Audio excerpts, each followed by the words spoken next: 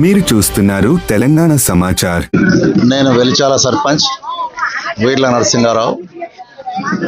ఈరోజు వెలిచాల గ్రామ పంచాయతీ పరిధిలోని ఇందిరమ్మ కాలనీ వార్డు సమావేశం ఏర్పాటు చేయడం జరిగింది.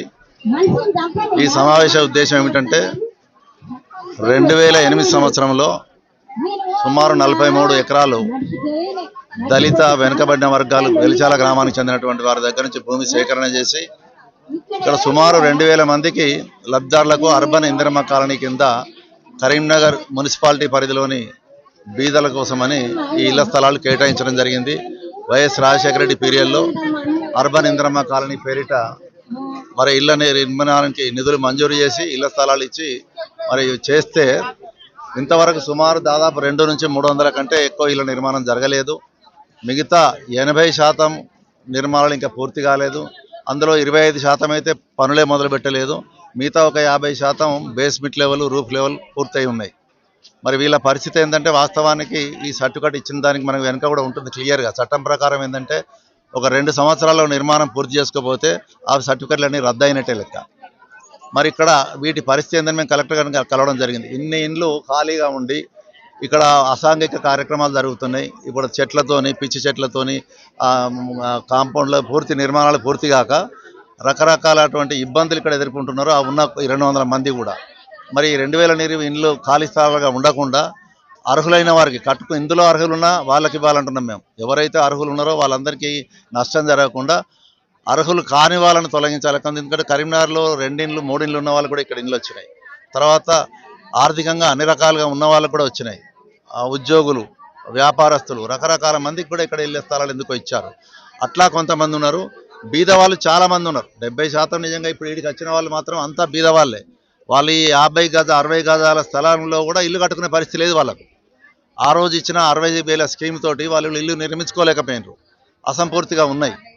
నేనేమంటున్నా అంటే ఇవాళ సమావేశం ఎందుకు ఏర్పాటు చేసినామంటే ఈ 200 ఇండ్లకు కావాల్సిన సౌకర్యాలు ఏంటి, ఏమేమి ఇబ్బందులు ఉన్నాయి. మొదటిసారిగా ఎన్నడూ ఇక్కడ సమావేశం అనేది లేదు.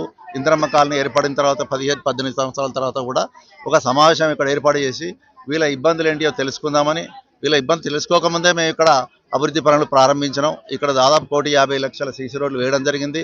మొత్తం కాలనీకి ఇల్లున్నా లేకున్నా వీధి దీపాల సౌకర్యం కలిగించడం జరిగింది. తాగునీటి సౌకర్యం కల్పించడం జరిగింది. ఇక్కడ సమస్య ఇండ్ల వాళ్ళు లేరు, సౌకర్యాలు అన్నీ ఉన్నా నివసించే వాళ్ళు లేరు. వాళ్ళ ఇబ్బందులు ఏందో తెలుసుకుందామని చెప్పి ఈ సమావేశం ఏర్పాటు చేయడం జరిగింది. ఇక్కడ ఒక్కడే చాలామంది ఆ అసంపూర్తి గృహాలు నిర్మించుకునే పరిస్థితి లేదు. వాళ్ళకి కనీసం ఇప్పుడు 5 లక్షలు ఇస్తున్నారు ఇందిరమ్మ ఇంటికి. ఇక్కడ వీళ్ళకి ఒక 2 లక్షలు ఇస్తే లంసంగా నిజంగా ఇప్పుడున్నది కాంగ్రెస్ ప్రభుత్వమే, ఇవి మంజూరు చేసింది కూడా కాంగ్రెస్ ప్రభుత్వమే. వాళ్ళు కూడా పేరు నిలబడాలంటే, ఆ రాజశేఖర రెడ్డి పేరు, కాంగ్రెస్ ప్రభుత్వం పేరు నిలబడాలంటే ఇవన్నీ కంప్లీట్ చేయడానికి ఒక 2 లక్షలు ఇస్తే సరిపోద్ది అంటున్నాను నేను. 2 లక్షల రూపాయలు నిధులు ఇచ్చినట్టయితే Baddipalli Indiramma colony, Velichala Indiramma colony, Malkapur Indiramma colony, Kamanpur Indiramma colony దాదాపు 4,000-5,000 ఇండ్లు ఉన్నాయి ఇక్కడ. వీళ్ళందరికీ ఒక 2 లక్షల చొప్పున ఇస్తే ఇక్కడ ఒక 5,000-6,000-7,000 ఇండ్లు పూర్తి అయిపోతాయి. తర్వాత ఇండ్ల అనర్హులను క్యాన్సిల్ చేయాలంటారు. నేను ఇక్కడ ఏవైతే ప్రారంభించలేదో వెలిచాల గ్రామంలోని ఎవరైతే భూములు కోల్పోయినరో, ఎవరైతే అనర్హులు ఉన్నారో వాళ్ళందరికీ ఇళ్ల స్థలాలు కేటాయించాలి తప్పకుండా అని చెప్పి నేను ప్రభుత్వానికి విజ్ఞప్తి చేస్తున్నా. ఇక్కడ ఎవరైతే అల్లాడి చేసిన ప్రభుత్వం మన కరీంనగర్ నుంచి అప్పుడున్న కౌన్సిలర్లు, కరీంనగర్లో ఉన్నటువంటి కౌన్సిలర్లే ఈ ఇళ్ల స్థలాలు వాళ్ళు ప్రతిపాదించడం జరిగింది. వాళ్ళే సర్టిఫికెట్లు ఇప్పించడం జరిగింది. వాళ్ళు కానీ ఇప్పుడున్న అధికారంలో కార్పొరేటర్లు కానీ వాళ్ళు మేము అందరూ కలిసికట్టుగా కృషి చేసుకొని ఈ ఇండ్ల నిర్మాణం పూర్తి చేసినట్టయితే ఇది ఒక మున్సిపాలిటీ ఏరియా అంతా దాదాపు 2,000 ఇండ్లు అంటే చాలా పెద్ద గ్రామ పంచాయతీ, పెద్ద టౌన్ అవుతుంది ఇది. దాని తగ్గ సౌకర్యాలు కూడా మేము అన్ని ఏర్పాటు చేస్తున్నాం. కానీ ఇలా నివాసం ఉండే వాళ్ళు ఏంటంటే వాళ్ళు పూర్తి బీద వాళ్ళు కాబట్టి వాళ్ళు ఇల్లు కట్టుకునే పరిస్థితి లేదు. వాళ్ళ ఇళ్ల నిర్మాణానికి 2 లక్షల రూపాయలు ఒక ఇంటికి మంజూరు చేసినట్టయితే ఇక్కడ ఒక 4 ప్రాంతాల్లో ఒక వెలిచాలనే కోరతలే నేను ఒక 5,000 ఇళ్ల నిర్మాణం, 6,000 ఇళ్ల నిర్మాణం చకచకా పూర్తయిపోతాయి ఒక 2 లక్షలు ఇస్తే. దానికి ప్రభుత్వం, మంత్రులు, ఇక్కడ ఎమ్మెల్యేలు, మరి కరీంనగర్లో ఉన్న కార్పొరేటర్లు, ఇక్కడ ఉన్న మా గ్రామ పంచాయతీ సర్పంచులు, పాలకవర్గం, వార్డు మెంబర్లు అందరం కూడా కలిసికట్టుగా కృషి చేసి ఈ బీదల కోసం మనం ఈ పేదింటికి కల వాళ్ళకు ఒక గూడు, ఆ గూడు ఏర్పడడానికి మనం అందరం కృషి చేయాలని మా ఇటు పాలక వర్గాలకు అటు ప్రభుత్వానికి నేను ప్రత్యేకంగా విజ్ఞప్తి చేస్తున్నా.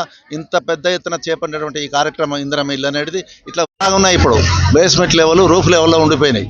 వీళ్ళందరికీ ఇల్లు ఎక్కడెక్కడో ఇచ్చే కంటే ఒక దగ్గర ఇస్తే మీ పని కనబడుతుంది. ఇక్కడ ఊరికి 2, 4, 10, 20 ఇస్తే ఎక్కడెక్కడో ఎన్నో కడుతుండ్రు. అందులో అర్హులు ఉన్నారు, అనర్హులు ఉన్నారు. అక్కడ కూడా కడతలేరు.